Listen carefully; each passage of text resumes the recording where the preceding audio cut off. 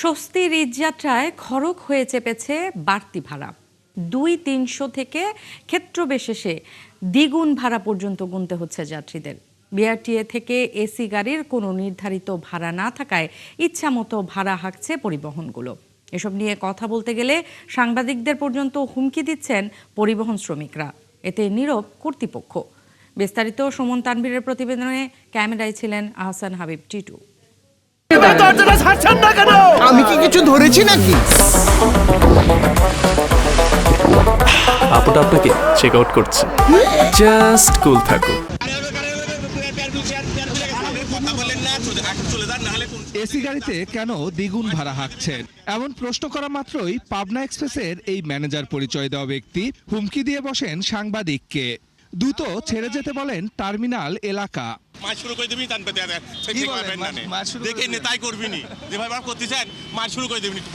শুধু পাবনা এক্সপ্রেস নয়, ঈদকে কেন্দ্র করে প্রায় সব এসি গাড়িতেই বাড়তি ভাড়া নিচ্ছেন মালিকরা। প্রশ্ন করতে গেলেই নানা রকম খোঁড়া যুক্তি দিচ্ছেন তারা। বাড়তি ভাড়া নিয়েছেন না? উনি আসছে অনলাইন থেকে, আমাদের কাছ থেকে কাটেন। আপনার কোম্পানি তো সেই ভাড়াটা নিয়ে। একটু আগে তো আপনি একজনকে বললেন 1600 টাকা ভাড়া লাগবে। রাতের গাড়ি উনি বলছেন 1600 টাকা হলো এসি ভাড়া, 1600 টাকা এসি, 1200 টাকা ভাড়া, 1200 1600 সময় তো 400 টাকা কেন বেশি নিচ্ছেন?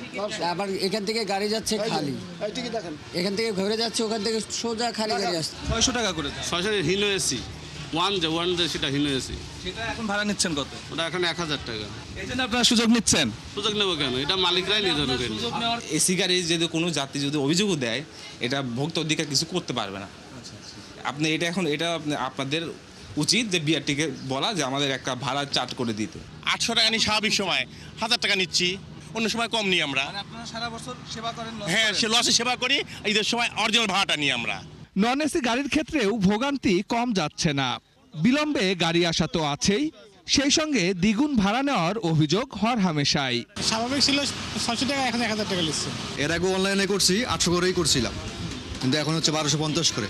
আর এসব নিয়ে প্রশ্ন করতে গেলেই তেলে বেগুনে জ্বলে উঠছেন পরিবহন শ্রমিকরা।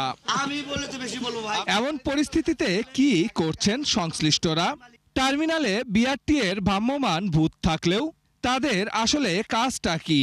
প্রত্যেকটি এসি গাড়ি প্রায় ডাবল ভাড়া, অর্থাৎ 600 টাকার যে ভাড়াটি সেটি 1000 টাকা নিচ্ছে, স্লিপারের 700 টাকা যেটি সেটি 1500 টাকা নিচ্ছে। নন এসি আপনি আপনার পাশে চার্ট করা আছে, তাহলে আপনার থেকে লাভটা কি? আমাদের কাছে অভিযোগ আসলে আমরা দেখছি, আমাদের ম্যাজিস্ট্রেট মহোদয় উনি অলরেডি বিভিন্ন জায়গায় মুভ করছেন এবং বিভিন্ন জায়গায় দেখছেন। তবে বিআরটিএর কর্মকর্তাকে এমন প্রশ্ন করার কিছুক্ষণের মধ্যেই তৎপর হয়ে পড়ে ভ্রাম্যমাণ আদালত। কাউন্টারে কাউন্টারে ক্ষেত্র বিশেষে বাসে গিয়েও অভিযান শুরু করে তারা। অনিয়ম করায় শ্যামলী পরিবহনের এক গাড়িকে 10,000 টাকা জরিমানা করে ভ্রাম্যমাণ আদালত। তবে এসি গাড়ির দ্বিগুণ ভাড়া আদায় নিয়ে নিজেদের অসহায়ত্ব প্রকাশ করেন নির্বাহী ম্যাজিস্ট্রেট। যে অভিযানটা করছে আমাদের বিআরটিএর যে প্রতি কিলোমিটার যে অথরাইজ যে রেটটা আছে সেই রেটের বাইরে কেউ আসলে ভাড়া নিচ্ছে কিনা এটাই আমরা শুধু দেখছি। এসি গাড়ির ক্ষেত্রে আপনারা রেট তো নির্ধারণ করেন না, এসি গাড়ির ক্ষেত্রে নির্ধারণ করা নেই। 1/4 গাড়ি এসি আছে মিনিমাম। জি জি, কেন করে রেখেছেন?